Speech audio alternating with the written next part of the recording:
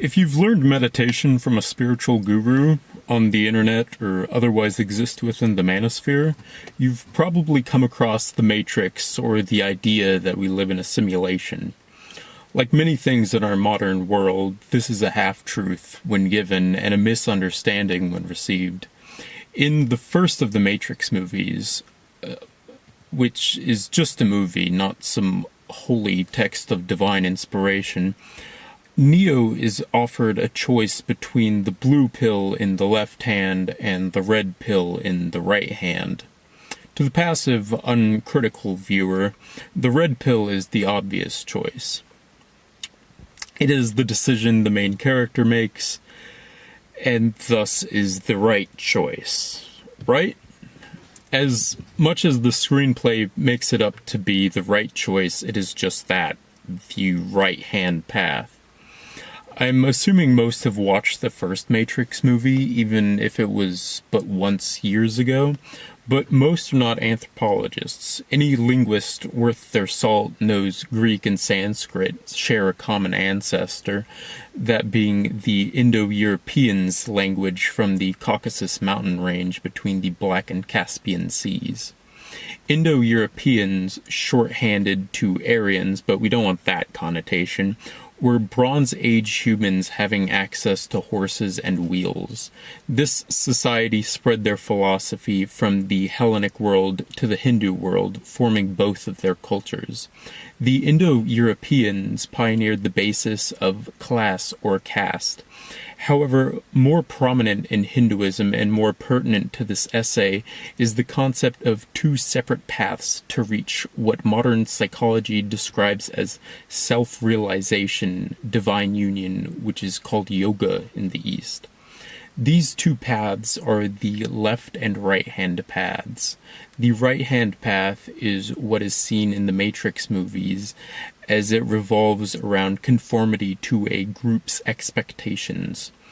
As preservation of the collective is its aim, the right hand becomes manifest as Morpheus showing Neo how deep the rabbit hole goes.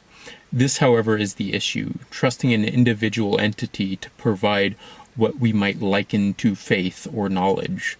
The left-hand path is the counterbalance and works outside of convention. The individual self is the basis of the left-hand path, and in practice recapitulates pre-existing data to form a new idea. In the words of Morpheus, wake up in your bed and believe whatever you want to believe. In modernity, the left-hand path is seen as evil mostly due to the right's inability to accept what is beyond their understanding, creating an us versus them mentality. A Bronze Age analog would be the right hand as the village and the left as the scout. If you've understood this far and you've paid more attention in math class than you have gurus, a matrix is just a set of values, and the simulation would then just be a manifestation of these values playing out. We often separate in-groups and out-groups, us versus thems. Any collection of individuals forming a group, perhaps just those with a shared identity, could very well be susceptible to this groupthink. You can see it all around, the haves and have-nots, the true believers and heretics.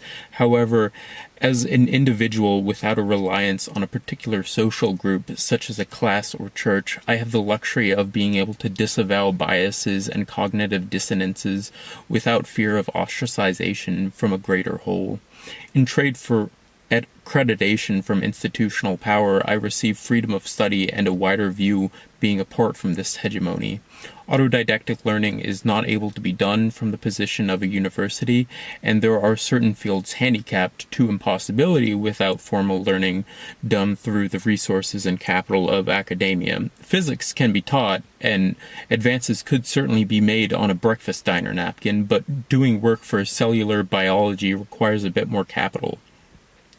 Regardless, it is not my position to speak on what I know so little of. I am a reader, hardly anything more, but physics educator Dr. Richard Feynman said to the effect, understand, don't memorize, learn principles, not formulas. Returning our attention to the incomprehensible nature of the divine, Romans 1:23 was written by Paul the Apostle posthumously to the death of Jesus Christ of Nazareth. This passage clearly elucidates even contemporaries at the time misunderstood the nature of God. In the modern day and age, as in antiquity, God is thought to be a big man in the sky or in a different dimension, but it is irreverent to attempt refutation of the existence of a misunderstanding without supplying a better alternative. The secularist denies the existence of God as an absurdity. The zealot turns his own position into a straw man, as he doesn't understand what God is. The two argue on the contingency that they both understand perfectly what God is. The secularist has their own conceptualization of God and thoroughly dismisses it. He is a loon. The zealot affirms the existence on the basis of assurance. He is insane. They both misunderstand the precedents, and so the argument itself is as baseless as arguing whether strong nuclear force or weak nuclear force constitutes a better breakfast. This argument is ridiculous because nuclear force is a process, not a substance, which can be eaten at breakfast.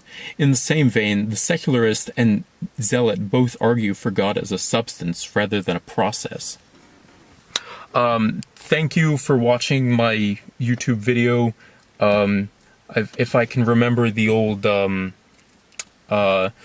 like so other people can see the video, comment on what you thought was interesting, and subscribe so you can keep seeing my pretty little face.